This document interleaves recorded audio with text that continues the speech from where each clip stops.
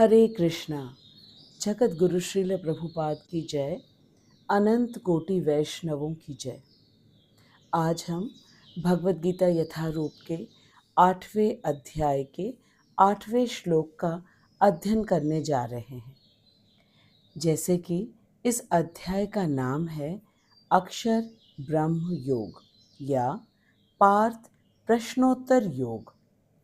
इस अध्याय में भगवान ने अर्जुन द्वारा पूछे गए बहुत महत्वपूर्ण प्रश्नों का उत्तर दिया है। अर्जुन ने पूछा था कि प्रयाण काल में, प्रयाण काल अर्थात मृत्यु के समय, संयत चित्त वाला व्यक्ति भी भगवान को कैसे जान सकता है। अर्जुन के इस प्रश्न का उत्तर भगवान ने 4 श्लोकों में दिया है। श्लोक संख्या 5 से 8 तक। श्लोक संख्या 5, 6 एवं 7 का अध्ययन करके हमने जाना कि भगवान का स्मरण ही भगवान से योग। आइए अब हम श्लोक संख्या 8 का वाचन करें।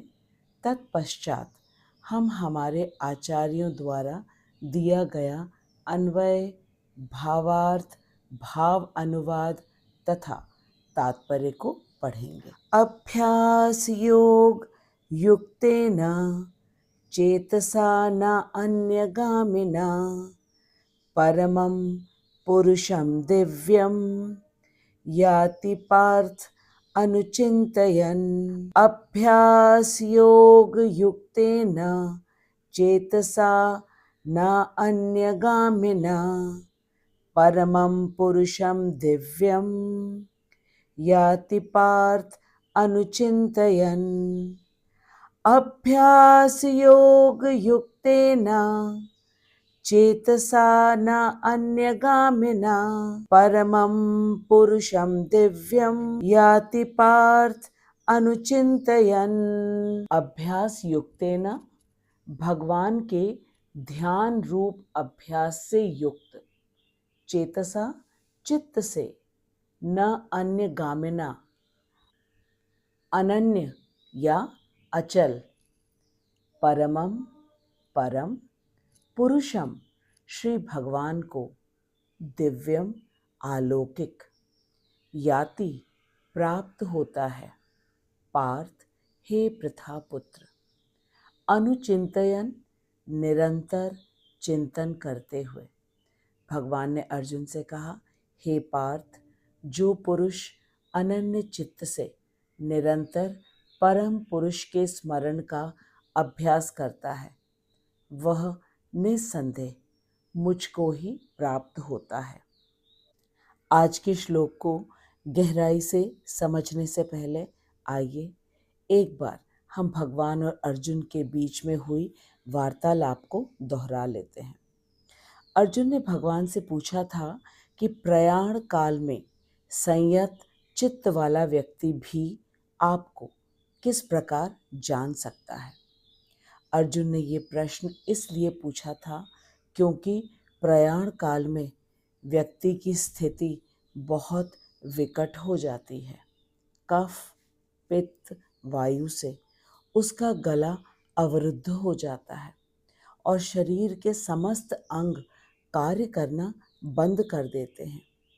ऐसे में किस प्रकार कोई भगवान को जान सकता है? इसका उत्तर देते हुए श्री भगवान ने कहा, अंतकाले च मामेव स्मरन् मुक्त्वा कलेवरम यह प्रयाति समद्भावम याति न अस्ति अत्र संशयम। भगवान ने अर्जुन से कहा कि जो कोई अंतकाल में मेरा स्मरण करता हुआ देह को त्यागता है, वह तत्काल मेरे स्वभाव को प्राप्त होता है। इसमें कुछ भी संदेह नहीं है। भगवान ने कहा, मम स्मरण ही मम ज्ञान, अर्थात मेरा स्मरण ही मेरा ज्ञान है। जब अर्जुन ने भगवान से ये सुना तो उसके मन में एक और प्रश्न आया कि यदि कोई अंत समय में भगवान का स्मरण न कर सके तो उसका क्या होगा? इसके उत्तर में श्री भगवान ने कहा, यम यम वापि स्मरण भावम त्यजयन्ते कलेवरम तम तमेवेति कौन्तेय सदा तद्भाव भावितः। श्री भगवान ने अर्जुन से कहा कि जो जिस जिस भी भाव का स्मरण करते हुए देह को त्यागता है, वह उस को ही निसंदेह प्राप्त होता है, क्योंकि वह जीवन में सदा उसी भाव से भावित रहा है। हमने भरत महाराज तथा पुरंजन का उदाहरण देखा है। भरत महाराज हिरण के बच्चे में आसक्त हो गए थे, तो उन्हें अगले जीवन में हिरण का जन्म मिला और पुरंजन को स्त्री का शरीर मिला, क्योंकि वह अपनी पत्नी में आसक्त था। भगवान ने बिल्कुल स्पष्ट कहा है कि जीवन भर जो जिस किसी का स्मरण करेगा वह उसी को प्राप्त होगा। जो देवताओं की पूजा करते हैं वे देवलोक में जाएंगे, जो पितरों की पूजा करते हैं वे पितृलोक में जाएंगे, और जो भगवान का स्मरण करता है वह भगवान के स्वभाव को प्राप्त होता है। यह सब अर्जुन को समझाकर भगवान ने अर्जुन को अपना आदेश सुनाया। भगवान ने कहा, तस्मात् सर्वेषु कालेषु माम अनुस्मर युद्ध च मयि अर्पित मनोबुद्धिः मामेव एष्यसि असंशयम्। भगवान ने कहा, इसलिए हे अर्जुन, तू मेरे कृष्ण रूप का निरंतर चिंतन कर और साथ साथ युद्ध रूपी स्वधर्म का आचरण भी कर। इस प्रकार अपनी क्रियाओं को मेरे अर्पण करके मन बुद्धि को मुझ में एकाग्र करने से तू निसंदेह मुझको ही प्राप्त होगा। भगवान ने अर्जुन से कहा कि अर्जुन उनके कृष्ण रूप का ही निरंतर चिंतन करे तथा साथ साथ स्वधर्म रूपी कर्तव्य का भी पालन करे। इस प्रकार जो भी अपने समस्त कार्यों को भगवान को समर्पित करके अपने मन और बुद्धि को भगवान पर ही एकाग्र करता है, वह निश्चित रूप से भगवान को ही प्राप्त होता है। हमने अपने आचार्यों के द्वारा जाना है कि मन में संकल्प करना चाहिए कि कृष्ण भक्ति ही करना है, इसके अलावा और कुछ नहीं करना है, तथा कृष्ण भक्ति कर्म, ज्ञान और ध्यान से नहीं प्राप्त होती। ये तो एकमात्र भक्ति से ही प्राप्त होती है, और इस भक्ति को प्राप्त करने के लिए बुद्धि का व्यवसायत्मिका होना अनिवार्य है। बुद्धि के व्यवसायत्मिका होने से अर्थ है कि जब हम बिल्कुल दृढ़ हो जाए कि हम गुरु की आज्ञा का अवश्य पालन करेंगे। हमें श्रील प्रभुपाद जी ने कहा है कि हम प्रतिदिन 16 माला जप पूरी एकाग्रता से करें, तो हम अवश्य ही करेंगे। मंगल आरती करें, प्रसाद के अलावा और कुछ ग्रहण ना करें।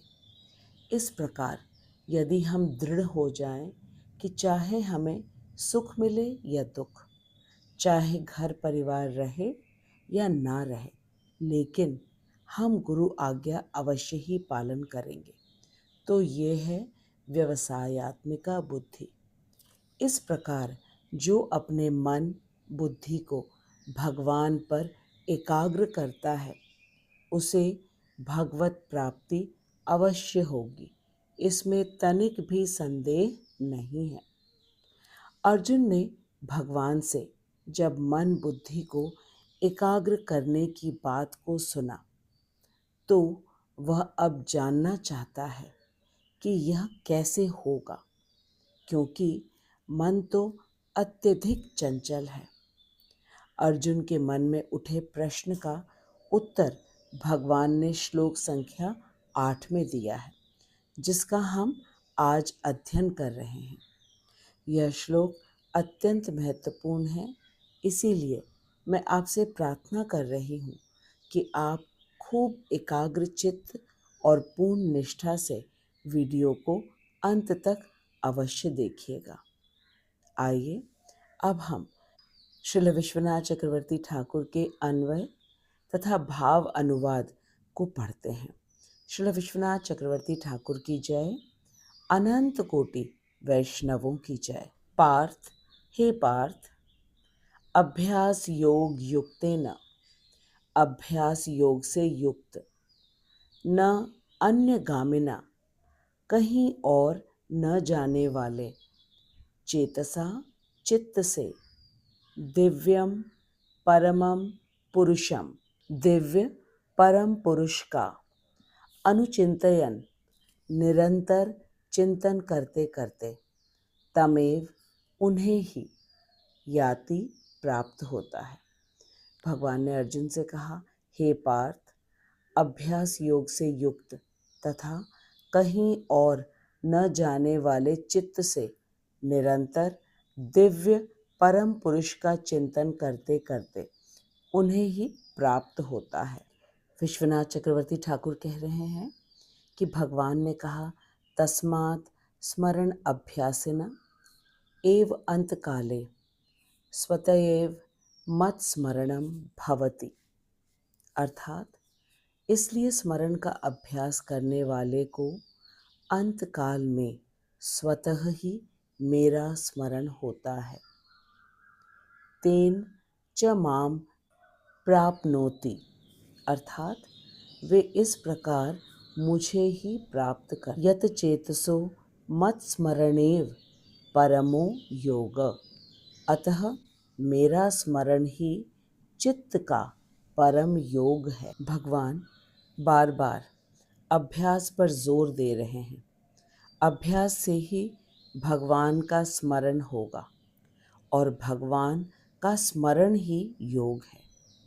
छठे अध्याय के श्लोक संख्या 34 में अर्जुन ने भगवान से असहाय होकर कहा था, चंचलम हि मनः कृष्ण प्रमाथि बलवदृढ़ं, तस्याहं निग्रहं मन्ये वायुरिव सुदुष्करम।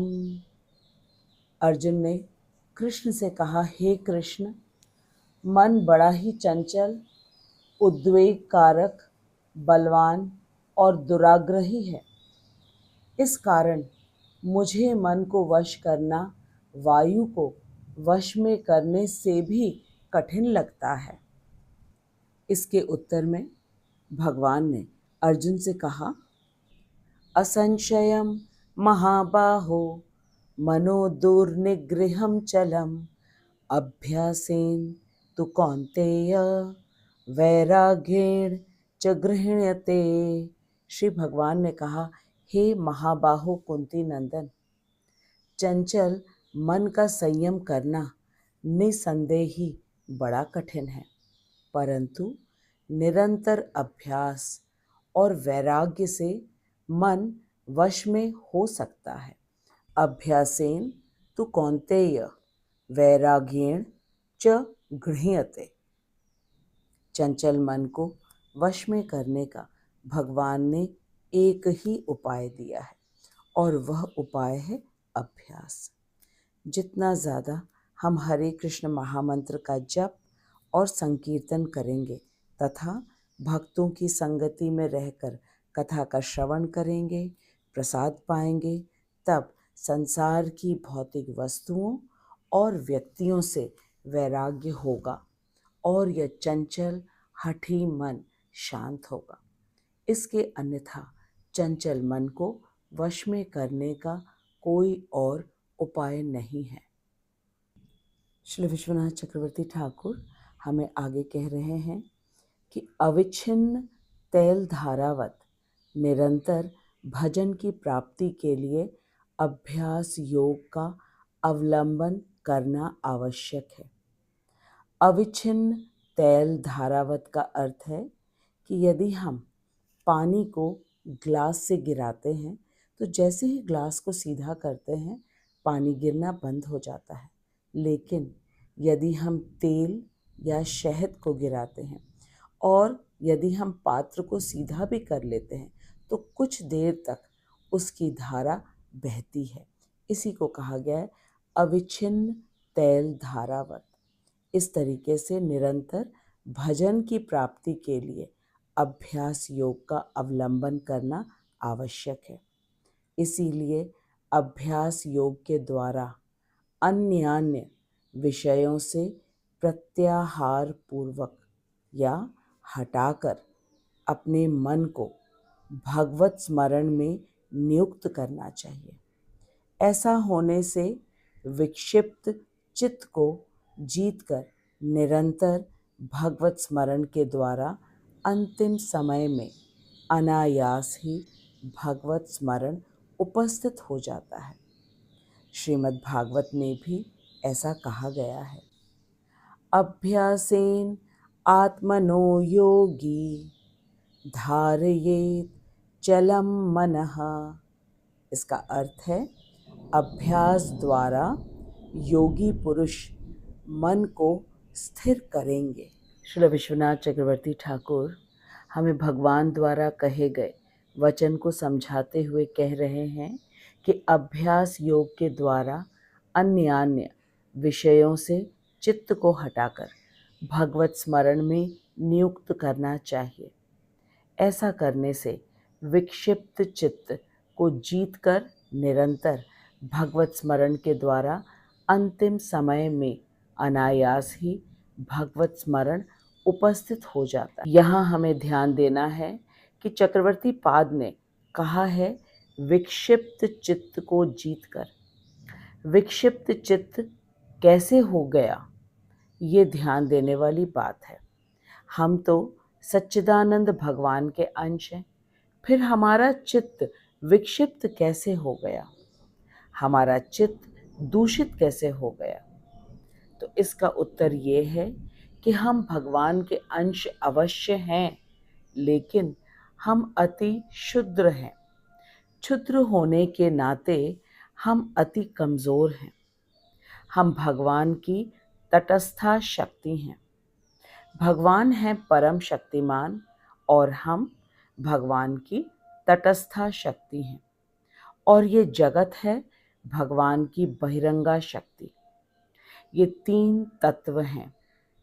हम भगवान की तटस्था शक्ति हैं और हमारे पास विकल्प है कि हम या तो भगवान की ओर उन्मुख हो जाएं और अपनी इंद्रियों, मन तथा बुद्धि को भगवान की सेवा में लगा दें, और नहीं तो हम इस जगत की ओर उन्मुख हो जाएंगे। यदि हम भगवान की ओर उन्मुख होते हैं तो हम अपने स्वरूप में रहते हैं। हम भगवान के नित्य अंश हैं और हम भगवान की सेवा में अपने मन, बुद्धि और इंद्रियों को लगा दें। ये हुआ हमारा नित्य स्वरूप, और यह स्वरूप में स्थित होना ही हमारी स्वाभाविक स्थिति है। लेकिन यदि हमने अपने मन, बुद्धि, इंद्रियों को भगवान की सेवा में न लगाकर जगत के भौतिक सुखों की प्राप्ति में लगा दिया, तो यही है विक्षिप्त चित्त। फिर यह चंचल मन कभी भी काबू में नहीं आएगा, और यही हमने अनंत जीवन से किया है। लेकिन अब हमें फिर से एक अवसर मिला है कि हम अपने विक्षिप्त मन को अभ्यास के द्वारा वश में कर सकते हैं, और भगवान का स्मरण करके हम अंत समय में अनायास भगवान का स्मरण कर पाएंगे, ताकि हमें भगवत प्राप्ति हो। अब हमने श्रील विश्वनाथ चक्रवर्ती ठाकुर का अन्वय, भाव अनुवाद को पूरा पढ़ा और समझा कि भगवान का स्मरण ही चित्त का परम योग है। अब हम और सरल शब्दों में श्रीला प्रभुपाद जी के तात्पर्य को पढ़कर आज के श्लोक को और अच्छी तरह समझने का प्रयास करते हैं।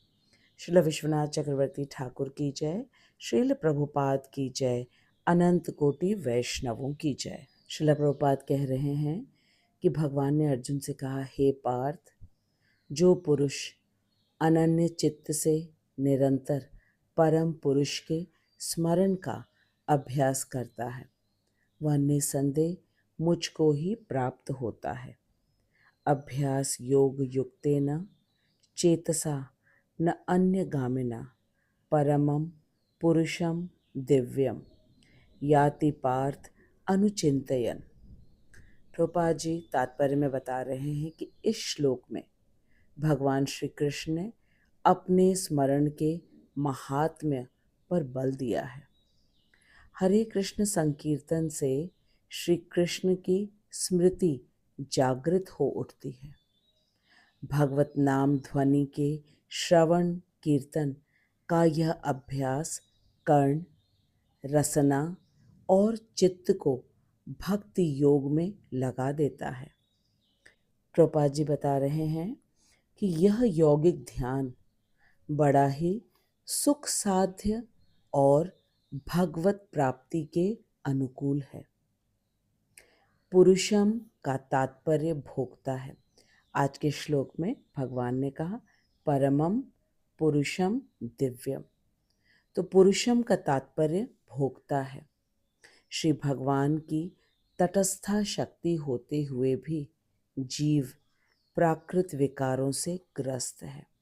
प्रभुपाद जी ने इस बात पर खूब बल दिया कि जीव श्री भगवान की तटस्था शक्ति होते हुए भी प्राकृत विकारों से ग्रस्त है। वे अपने को भोक्ता समझते हैं, जबकि परम पुरुष ही परम भोक्ता है। परंतु वास्तव में तो भोक्ता एकमात्र श्री कृष्ण ही हैं। जीव परम भोक्ता नहीं है।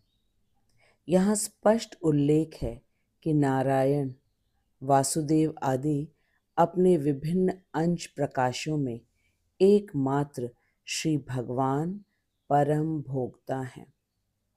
प्रभुपाद जी आगे बता रहे हैं कि भक्तगण हरे कृष्ण महामंत्र का संकीर्तन करते हुए अपने आराध्य श्री भगवान का नारायण, कृष्ण, राम आदि किसी भी रूप में नित्य निरंतर चिंतन कर सकते हैं। इस अभ्यास से साधक की शुद्धि होगी और जीवन के अंत में निरंतर कीर्तन के प्रताप से वह भगवत धाम को चला जाए। अब प्रभुपाद जी हमें योग अभ्यास का अर्थ बता रहे हैं। योग अभ्यास का अर्थ अंतर्यामी परमात्मा का ध्यान करना है और इसी प्रकार हरे कृष्ण महामंत्र का कीर्तन करने से मन सदा ही श्री भगवान में एकाग्र रहता है। प्रभुपाद जी कह रहे हैं कि मन बड़ा चंचल है, इसलिए ये आवश्यक है कि उसे हठपूर्वक कृष्ण स्मरण में लगाया जाए।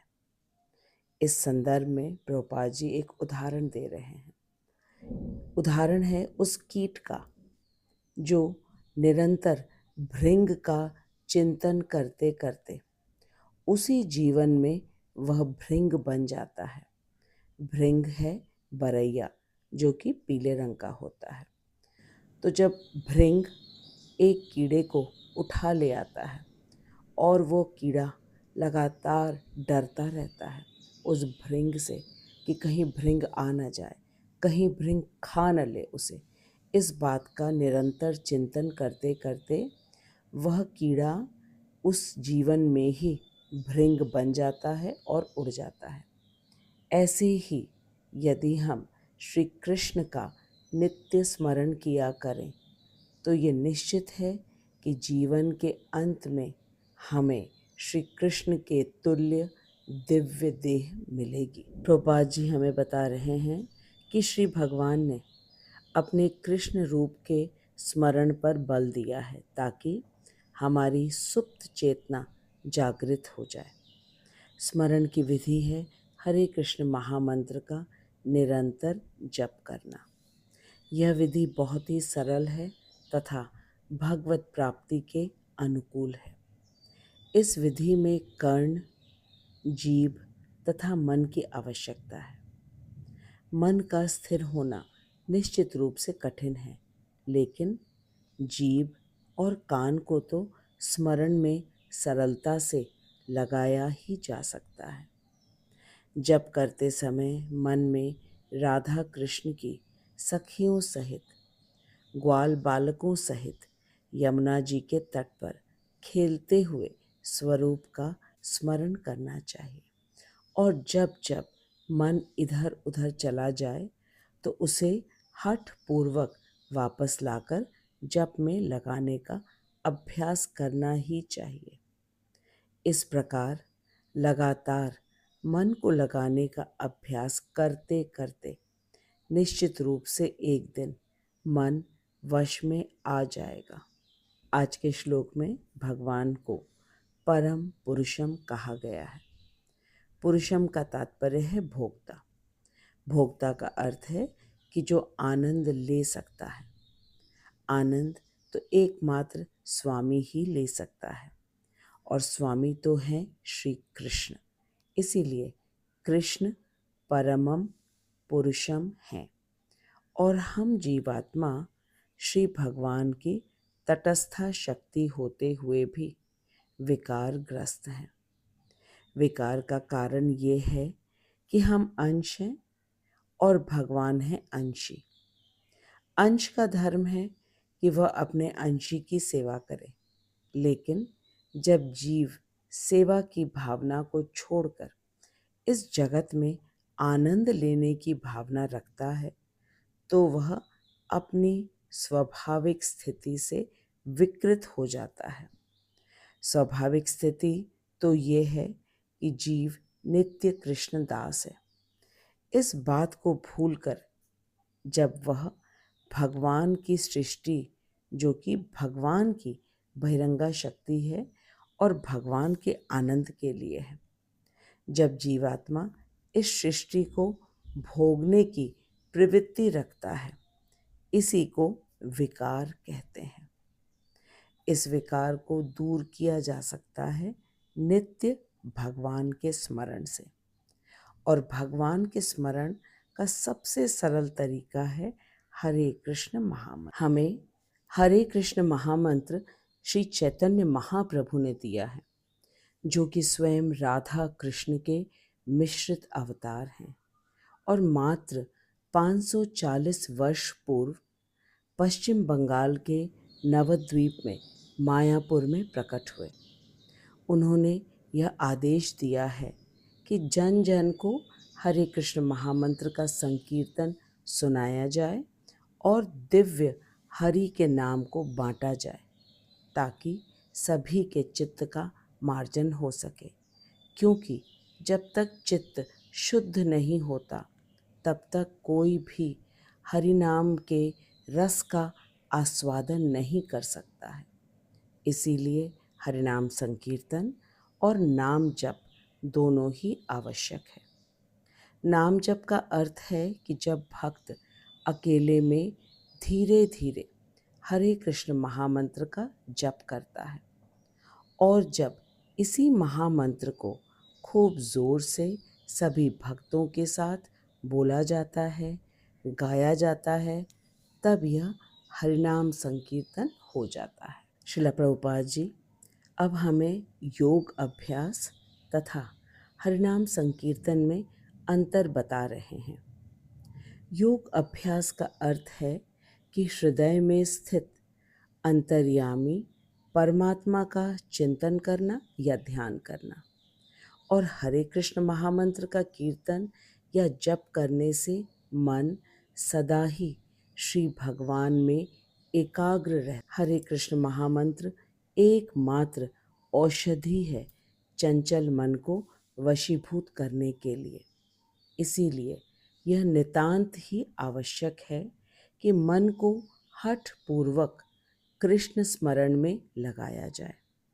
इसीलिए श्रील प्रभुपाद जी ने हमसे कहा है कि श्री कृष्ण के विग्रह या चित्र के सामने अथवा तुलसी महारानी के सामने या गुरु महाराज के सामने बैठकर जप करना चाहिए, संकीर्तन करना चाहिए।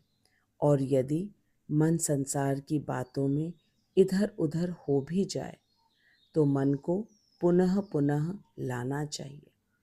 इस प्रकार बार बार मन को लाने का अभ्यास करने से श्री कृष्ण का स्मरण अवश्य ही होगा और जीवन के अंत समय में भी श्री कृष्ण का स्मरण होगा और वर्तमान शरीर के अंत होने पर श्री कृष्ण के तुल्य दिव्य देह की प्राप्ति होगी। भगवान ने आज के श्लोक में कहा है, परमम पुरुषम दिव्यम याति पार्थ अनुचिंतयन, अर्थात जो पुरुष अनन्य चित्त से निरंतर परम पुरुष के स्मरण का अभ्यास करता है वह निसंदेह मुझको ही प्राप्त होता है। यहाँ ये स्मरण रखने वाली बात है कि भगवान ने कहा है कि जो अनन्य चित्त से भगवान कृष्ण के रूप गुण लीला का स्मरण करता है, अनन्य चित्त अर्थात बिना विचलित हुए एकाग्र चित्त से भगवान के रूप गुण लीला का निरंतर चिंतन करता है, हम इस अवस्था को प्राप्त हो। इसीलिए श्री भगवान ने अभ्यास पर बल दिया है। हम इस अवस्था को प्राप्त हों जिस अवस्था में अनन्य चित्त हो जाए और भगवान का निरंतर एकाग्र चित्त से स्मरण हो सके। इसीलिए भगवान ने अभ्यास पर बल दिया है।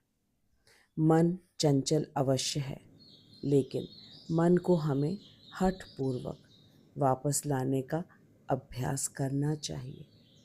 इसी को अभ्यास कहते हैं। हमें ये सर्वदा याद रखना चाहिए कि यदि एक साधारण कीड़ा भृंग का चिंतन करते करते स्वयं ही भृंग बन जाता है, भृंग अर्थात बरैया, तो यदि हम निरंतर अनन्य चित्त से भगवान का स्मरण करेंगे तो हम भी भगवान को प्राप्त होंगे, इसमें कोई संदेह नहीं है। मैं आशा करती हूँ कि अब हम सभी को स्पष्ट रूप से ये मालूम हो गया है कि चंचल मन को वश में करने का एकमात्र उपाय क्या है।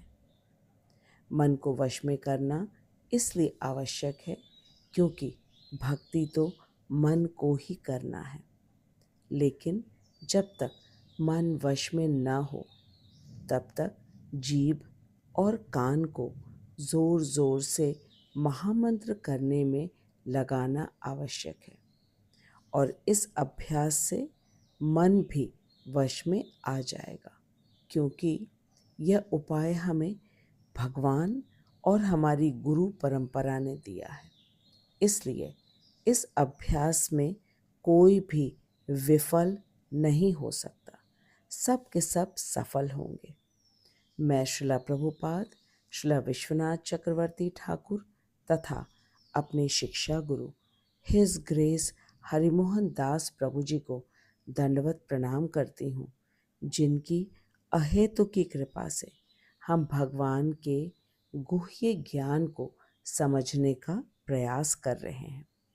मैं आपको भी हृदय से धन्यवाद देती हूँ कि आप भगवान के वचनों को इतनी श्रद्धा, निष्ठा एवं एकाग्रता से सुनने एवं समझने का प्रयास कर रहे हैं। अब हम अगले सप्ताह मिलेंगे अगले श्लोक को लेकर। तब तक आप इस वीडियो को खूब अच्छी तरह देखिए, अन्यों के साथ शेयर कीजिए। यदि कोई मन में प्रश्न हो कमेंट बॉक्स में अवश्य लिखिए। श्रीला प्रभुपाद की कृपा से मैं आपके प्रश्नों का उत्तर देने का पूर्ण प्रयास करूंगी और खूब हृदय से मन लगा के हरे कृष्ण महामंत्र का जप कीजिए, संकीर्तन कीजिए। मन यदि संकीर्तन में ना लगे, जप में ना लगे, तो भी जप करते रहिए, क्योंकि यही एकमात्र हमारे पास उपाय है चंचल मन को वश में करने के लिए। और जब ये चंचल मन वश में होगा, तभी अनन्य भाव से भगवान का स्मरण होगा और अंतकाल में भी भगवान का ही स्मरण होगा। और इस प्रकार से हम भी भगवान की दिव्य भाव को प्राप्त होंगे, क्योंकि श्री कृष्ण ने हमसे स्वयं कहा है, परमम पुरुषम दिव्यम याति पार्थ अनुचिंतयन।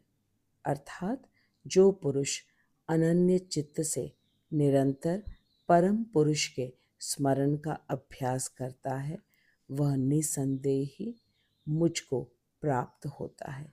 यह भगवान कृष्ण ने कहा है। अब हम अगले सप्ताह मिलेंगे। तब तक आप खूब प्रेम से हरिनाम संकीर्तन कीजिए, इस वीडियो को देखिए। जगत गुरु श्रील प्रभुपाद की जय, अनंत कोटि वैष्णवों की जय, भगवद गीता यथारूप की जय। हरे कृष्णा।